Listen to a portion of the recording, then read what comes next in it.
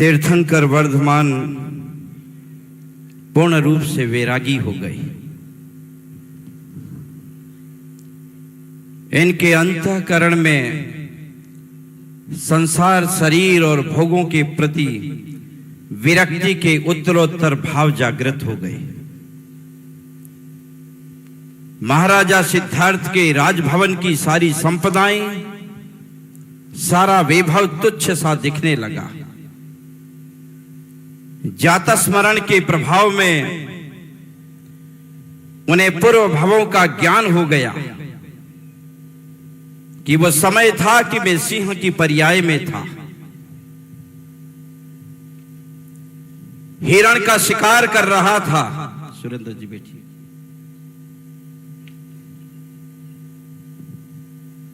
क्रूर मेरे परिणाम थे। मेरे शिकंजे में एक हिरण फंस चुका था और कुछ ही समय में उसका अंत होने वाला था। दो चारण रिद्धिधारी मुनिराज ने मुझे उपदेश दिया। उपदेश की वो धारा मेरे जीवन में इस रूप में प्रवाह कर गई कि मैंने हिंसा का त्याग कर दिया। मेरा भोजन ही मांस था, लेकिन मैंने व्रत ले लिया कि मैं जीवन में अब मांस नहीं खाऊंगा। और जब सिंह मांस नहीं खाएगा तो वो जिंदा कैसे रहेगा? उसका मरण हो गया।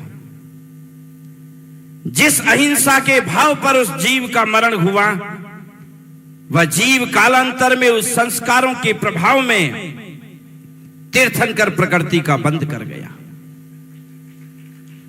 और वही तीर्थंकर महावीर ने उसी अहिंसा को ध्यान में रख करके अपनी जीवनचर्या का निर्वाह करते हुए अहिंसा का संदेश पूरे जग को प्रदान कर दिया।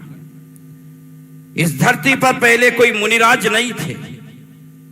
सबसे पहले मुनिराज के रूप में ऋषभदेव प्रकट हुए।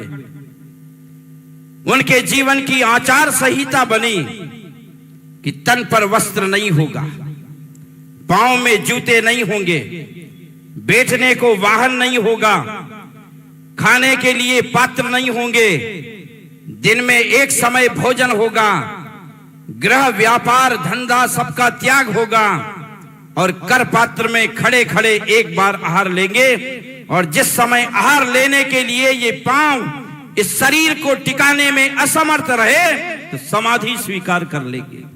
इतना बड़ा व्रत का एक संहिता ऋषभदेव उपदेश में कह गए। बाल बड़े होंगे तो उनका लोच होगा, चाहे कितने बड़े बड़े भक्त हो जाएं, सोने की कैंची भी दे दें, लेकिन उस कैंची से बाल नहीं कटेंगे, बालों का लोच होगा।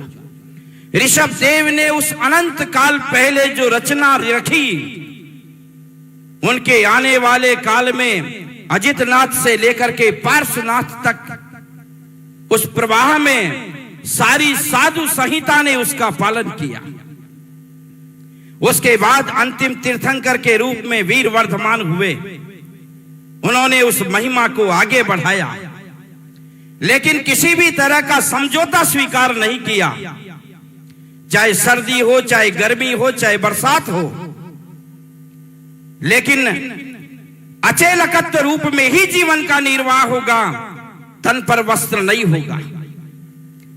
भगवान महावीर के निर्वाण के बाद आज 2600 वर्ष बीत चुके हैं, 2550 वर्ष बीत चुके हैं, लेकिन उन्हीं की परंपरा में ये आचार्य वर्धमान सागर महाराज विराजमान है। हम जब इन्हें देखते हैं, आचार्य विद्यासागर महाराज विराजमान हैं, आचार्य विमल सागर महाराज विराजमान हैं, मुनि अमित सागर महाराज विराजमान हैं, मुनि मंडली विराजमान है। जब हम इन्हें देखते हैं तो हमें उन ऋषभदेव और महावीर की याद आती है कि इतने अनंतों काल पहले जिस संविधान को बनाया, उस संविधान में आज तक कोई संशोधन नहीं हुआ। हम ग्रस्तों के संविधान में संशोधन हुआ। मेरा पिता एक लंगोट में और एक धोती में रहता था। ये हसमुख भाई जांगिया पहनता है, चड्डा पहनता है, उसके बाद में ऊपर कोट पैंट पहनता है। सर्दी लगती है तो कंबल ही डालता है, और ज्यादा सर्दी लगती है तो कहीं हीटर में रहता है, गर्मी लगती है तो एसी में रहता है, भूख लगती है तो सवेरे से शाम तक भोजन करता है, और यदि रात में नींद नहीं आती है तो फिर भी दूध का पान करता है, सारी दिन रात खाता है। ऐसे इस काल में भगवान महावीर की चर्या, भगवान ऋषभदेव की चर्या का पालन करने वाले ये दिगंबर मुनिराज और आचार्य आज जीवंत है। मैं कहूंगा कि ये धरती जिंदा है, ये केवल इनकी बदौलत जिंदा है। सारा विश्व यदि किसी धुरी पर टिका है तो वो दिगंबर साधुओं की धुरी पर टिका है, कि कहीं कोई तरह की संविधान में संशोधन नहीं हुआ कि कितनी भी सर्दी हो, -2, 3, 4, 5 का पारा चले, लेकिन कंबल नहीं लेंगे, कंबल नहीं लेंगे।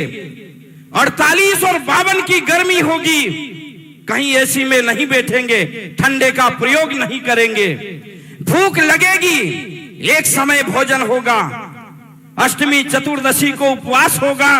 और आज तो ये देखने में आता है कि दिगंबर साधु जो चौथे काल में जिस तरह से व्रत उपवास होते थे, 10 उपवास, 20 उपवास, 30 उपवास, सिंह निक्रीड़ित व्रत जैसे व्रतों की उपासना करके जैन धर्म और भगवान महावीर के गौरव को बढ़ा रहे हैं। और हम जैसे तुच्छ लोग कभी इनके सामने, इनके चरित्र पर अपनी अंगुली इशारा बनाते हैं। हमें धिक्कार है, हम समझ नहीं पा रहे हैं, इस मर्यादा को नहीं समझ पा रहे हैं कि जिस मर्यादा ने जैन धर्म के गौरव को, वंश को बहुत ऊंचा किया है, हमें हृदय में इनको स्थान देना चाहिए। हमारा धर्म दिगंबर धर्म है, वो इस लाल कपड़ों में नहीं है, सफेद कपड़ों में नहीं है, नीले पीले कपड़ों में नहीं है। ये निर्वस्त्र साधु का नाम ही दिगंबर धर्म है। ये दिगंबर धर्म इनकी आचार संहिता पर चल रहा है। हम तो केवल इनके उपासक हैं, इनकी साधना का, सेवा का मीठा फल भोग रहे हैं, और इनके आशीर्वाद से हम फल अभिवृद्धि को प्राप्त हो रहे हैं। हमारे बीच में ऐसे ऐसे विद्यमान लोग हैं, मैं जिनके विषय में आपको बताना चाहूंगा। अशोक पाटनी जी यहां विराजमान हैं, उनकी श्रीमती जी यहां विराजमान हैं। मैंने सुना कभी कि अशोक पाटनी जी की श्रीमती जी ने आचार्य विद्यासागर महाराज के चरणों में श्रीफल भेंट करके 5वीं प्रतिमा के व्रत स्वीकार किए। क्या कमी है इस घर में? न खाने की कमी है, न पीने की कमी है, न खेलने की कमी है, न भोगने की कमी है। लेकिन ये उदासीन वृत्ति जो आती है, इतना वैभव पाने के बाद जो सरलता अशोक जी में आती है, ये सरलता जैन धर्म और गुरुओं के प्रताप से आती है। जो लोग गुरुओं के चरण में नित रमते हैं वही सरल होते हैं, और आगे जाकर के उदासीन होकर के जैन मार्ग का अनुसरण करके अपना भी कल्याण करते हैं और मार्ग को प्रशस्तता प्रदान करते हैं। पूज्य श्री के चरणों की बात मैं आपको बताना चाहूंगा। आचार्य वर्धमान सागर महाराज जी उसी वर्धमान की परंपरा में हैं। आज ये माता पिता यहाँ रो रहे हैं, आंसू बहा रहे हैं कि मेरे एक ही राजपुत्र और वो भी वैरागी हो गया। मैं निवेदन करना चाहूंगा कि ये वही वर्धमान सागर जी नाम यहाँ विराजमान है। पिता की 13 संतान में 12 संतान काल के मुंह में चली गई, जीवित नहीं रही। ये इकलौती संतान रही, इनको भी घर रास नहीं आया, ये भी घर को ठुकरा करके चल दिए। उन माँ बाप की तरह उनने मुंह नहीं देखा, घर छोड़ के चले गए। मुझे वो परवाह नहीं है, मुझे मेरे कल्याण से मतलब है, मुझे मेरे आत्म कल्याण करना है। ये दिगंबर मुनिराज छोटी छोटी उम्र में, जिस समय आचार्य वर्धमान सागर महाराज जी ने दीक्षा ली, मैंने इनकी फोटोओं को देखा है। दाढ़ी पर बाल नहीं थे, मूंछ पर ताव देने के लिए बाल नहीं थे। बाल, दाढ़ी और मूंछों के बाल का उदय नहीं हुआ।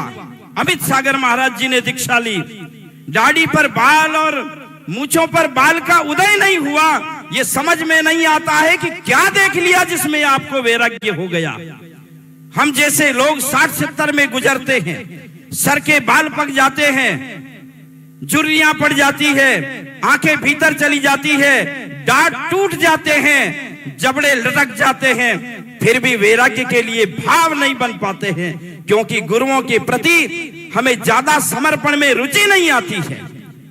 मैं आज इस सभा में आप सबकी ओर से पूज्य श्री के चरणों में बार बार विनंती प्रार्थना निवेदन करूंगा कि आपका ये शासन जयवंत रहे, ये भगवान महावीर का शासन जयवंत रहे, और हम सब श्रावकों को ऐसे शासन की अभिवृद्धि में सदैव सदैव आगे बढ़ना चाहिए।